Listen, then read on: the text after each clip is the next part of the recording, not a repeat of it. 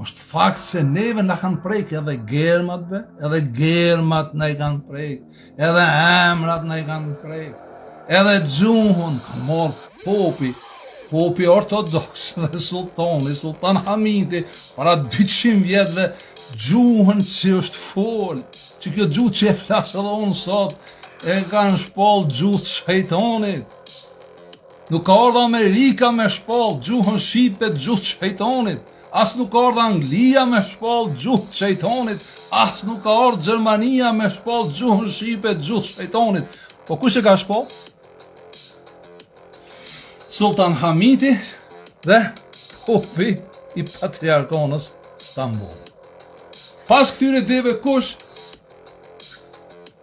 Historia është e freskët e hoxhallarëve. Gjuhën shqipe e kanë quajtur gjuhë qafirave, gjuhë kaurit.